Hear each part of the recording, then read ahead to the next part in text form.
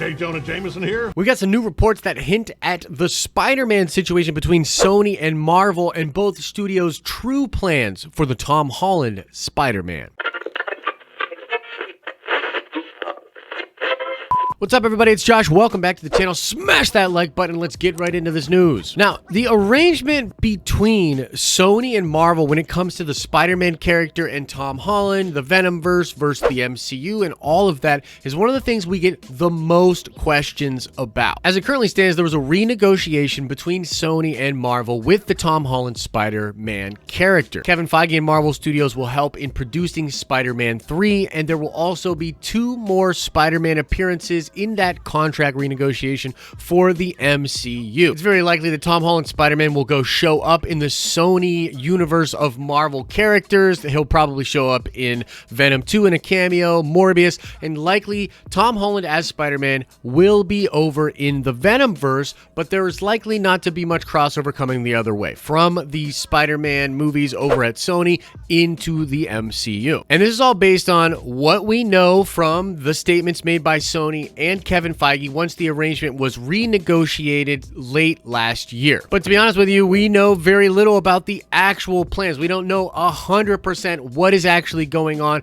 how much this will actually affect the MCU versus the Sony movies. Is Tom Holland, when he goes over to Sony, going to be in a different continuity? Is there not going to be Tom Holland over there? Is it instead going to be Tobey Maguire or something like that? There's a lot of questions and things haven't been perfectly explained. Now, the last big update that we had that to me was a pretty clear indicator that Marvel and Sony are playing very nice together was the fact that due to all of the shutdown and the delays, Spider-Man 3, which is again a Sony movie, actually was moved into the original release date for Doctor Strange 2 Into the Multiverse of Madness. Essentially, Marvel gave Sony one of their release dates, gave them that release date in the movie theaters, and then moved Marvel movies out of that release date. That movie will now own that date. And now let's get into these new reports and what we can glean from them. Now, I want to be 100% here. A lot of this stuff is just information, and we can sort of speculate about what we think it means. There's no hard and fast stuff here that's pointing at a really big takeaway that we can all agree on. But I still think it's interesting, and we want to keep you updated about the different developments in this situation. Now, the first thing we're going to talk about here is J.K. Simmons talking about how he's already filmed other scenes as J. Jonah Jameson, and he hopes to be filming many more in the future. This is coming from Collider, and J.K. Simmons revealed this on a Sirius XM show called The Jess Cage Show. And he says, well, yeah, I'll be back as J. Jonah Jameson. That's the short answer. There is a future for J. Jonah Jameson after a several-year hiatus. He showed up very briefly for those who were wise enough to stay through the credits of Far From Home.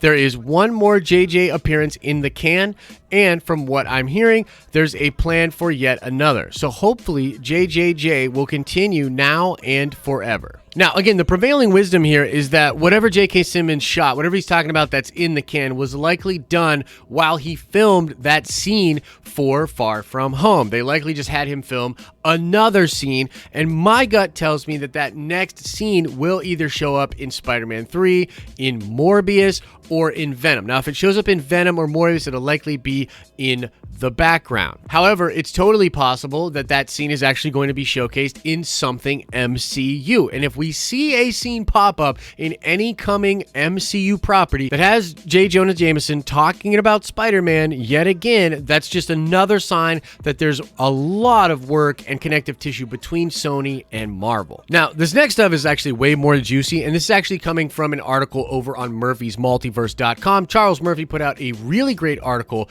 talking about the history of the Silver and Black project. Now, this is a great article that I highly recommend everybody goes and checks out on their own. The majority of this article is talking about how Silver and Black had been something Sony wanted to do since 2014, but it has gone through a lot of different changes and iterations. Okay, so the main point of the article is just talking about that. However, there are two things within that article that are actually very important to talk about with regards to Sony and Marvel. And again, we could extrapolate out from these little things some of the details for the new arrangement between Sony and Marvel. Number one, the director and writer who was hired in 2017 to rewrite and direct Silver and Black, Gina Prince Bithwood, mentioned earlier this year in 2020 that Sony has a renewed interest in doing Silver and Black, and they'd actually want to change it from a movie to a show that could show up on Disney Plus. Now, many of you might think that's impossible, and even Charles Murphy in his article says, I don't even know if that's possible or how that could work. But another thing that is very interesting with regards to that is that Lord and Miller were actually signed on a while ago to develop television for Sony.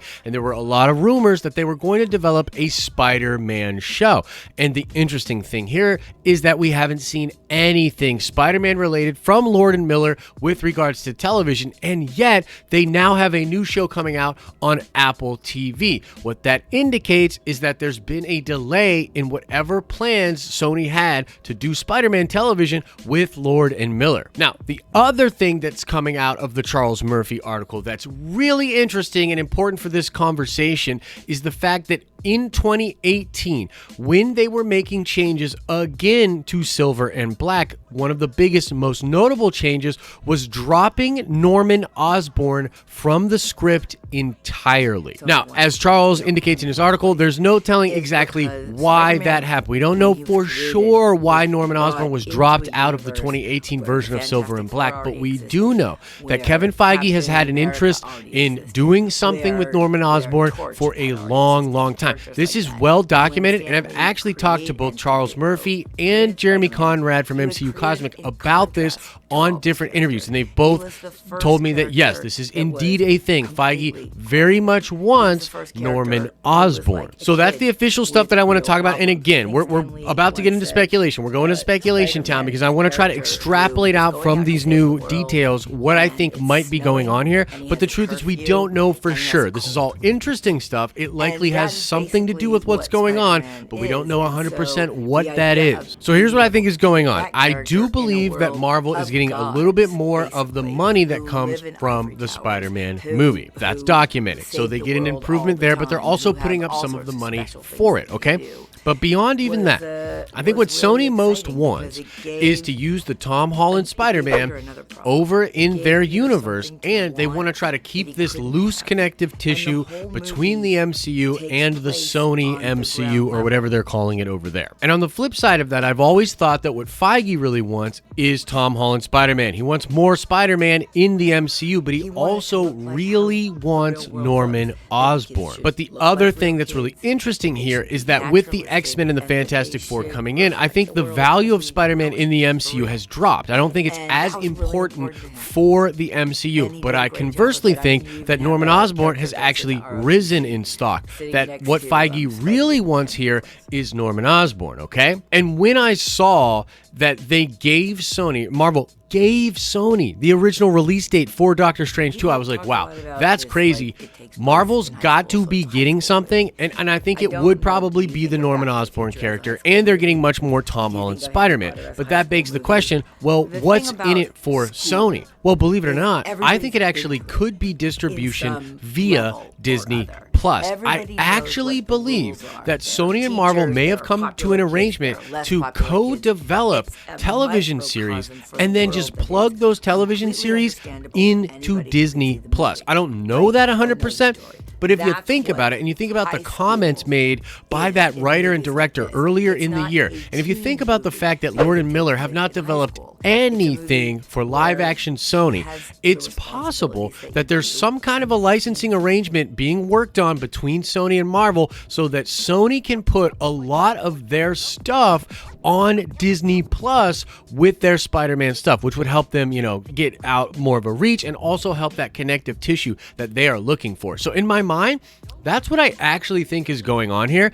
And wow, wouldn't that be insane? I mean, Disney Plus is already gonna have so much MCU stuff, but if we start getting Sony Marvel stuff on there, if they actually do a Silver and Black show on Disney Plus, I mean, my mind will just literally be blown.